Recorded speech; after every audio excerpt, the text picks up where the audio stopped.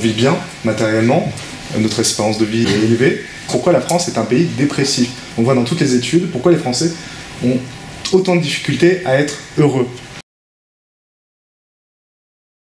Du fait qu'on vit dans une société capitaliste très développée et dans laquelle en fait on nous impose plus ou moins une image du bonheur et une image de ce à quoi la vie réussie devrait ressembler, la plupart des Français adhèrent à ces concepts-là et organisent leur vie pour atteindre ce genre de but. Ils n'y arrivent pas forcément, ça les rend malheureux. Et du coup, c'est pour ça qu'en général, on a des hauts taux de dépression. Il y a une chose très juste qui fait aussi écho à ce que disait Luc Ferry à la fin de la conférence. Il parlait de l'éros, donc le manque. On cherche à combler des manques. Le désir est quelque chose qui tend vers le manque. C'est à combler ce manque-là, qu'une fois qu'il est comblé, on va vers autre chose. Mais c'est pas suffisant comme dynamique. C'est-à-dire que si on fonctionnait que sur le désir et le manque, il y a un moment où on serait juste des êtres malheureux. Sauf si on pense que le désir est quelque chose de constitutif de l'être humain. Mais il y a quelque chose qui est très fort dans la société de consommation. C'est donc ce désir qui nous fait consommer pour combler ce manque. Et il y a un espoir, une espérance qui est le bonheur. C'est pas moi qui le dis, c'est Baudrillard qui le racontait. Il disait la société de consommation elle est construite sur le mythe du bonheur. C'est-à-dire que le bonheur est accessible à tous, voilà, par la consommation. Et ça, ce mythe-là, au sens le plus péjoratif du terme, du mot mythe, là, c'est cette croyance fausse, elle nous fait du mal.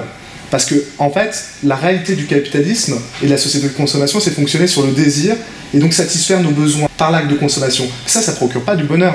Chaque nouvelle année, ou même tous les 6 mois, on nous propose un niveau de vie à atteindre qui sera celui dans lequel on sera heureux. Et en fait, tous les mois, il y a un nouveau produit qui sort, une nouvelle tendance qui fait que ça devient le nouveau niveau de vie pour être heureux. Et donc, en fait, jamais ça s'arrêtera, en fait. Ils nous donnent toujours un nouveau niveau à atteindre pour être heureux. Et on n'arrive jamais à l'atteindre puisque ça se reproduit tout le temps pour pouvoir nous faire consommer plus. On se pose comme des victimes en tant que consommateur en disant on ne peut pas lutter contre des grandes multinationales et je préfère acheter un jean à 10 € parce que j'ai pas assez d'argent pour m'offrir celui qui vaut 80 et qui a été éco-certifié et ce genre de choses. Cette dualité entre le citoyen et le consommateur, ça rend malheureux justement, sans qu'on s'en rende forcément compte. Mais inconsciemment, les gens qui ont des valeurs et qui se sont complètement enfermés dans cette société, puisqu'on nous l'impose au final, ça rend malheureux, je pense, et c'est ce qui amène aussi la France à être un pays dépressif.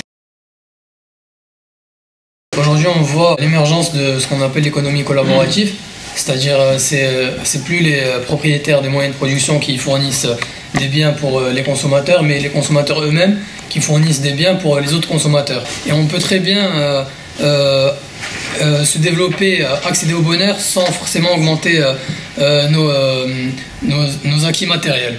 Et je pense aussi que dans la société actuelle, on base justement le bonheur sur tous les biens matériels et pas sur l'interaction sociale et sur un projet commun. Il y a quelque chose qui, je pense, est propre à votre génération et qui rompt avec les grandes idéologies qu'on a connues qui sont structurantes. Si on doit prendre un slogan, c'est penser global, agir local. J'entends économie collaborative, on pourrait penser à l'économie contributive aussi, c'est-à-dire sur le terrain, créer des formes de micro-pouvoirs où les biens soient mieux distribués, les richesses mieux distribuées, les rapports de pouvoir soient distribués, moins de hiérarchie, plus d'égalité dans les rapports, plus de communication. Je pense que c'est ça que vous voyez pour l'avenir. Il y a un nouveau phénomène qui apparaît depuis quelques années, c'est l'économie de proximité, où on revient justement à une consommation plus responsable, où par exemple des produits vont venir du champ d'à côté. Et je trouve que c'est un des moyens de lutter justement contre cette hyper consommation, faire produire à des petits Chinois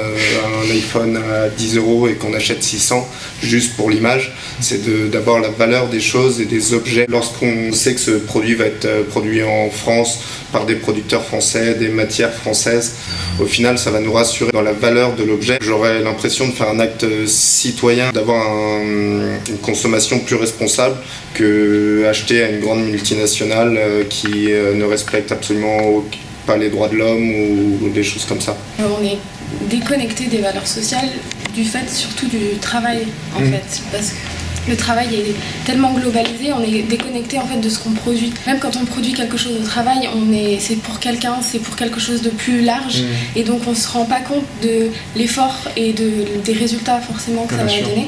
Et en fait ça engendre justement cette addiction à la société de consommation. puisque comme la plupart du temps on ne fait pas quelque chose qui nous motive réellement ou dans lequel on se sent réellement impliqué, on a besoin à l'extérieur d'aller s'impliquer dans d'autres choses et l'accès le plus facile c'est de consommer.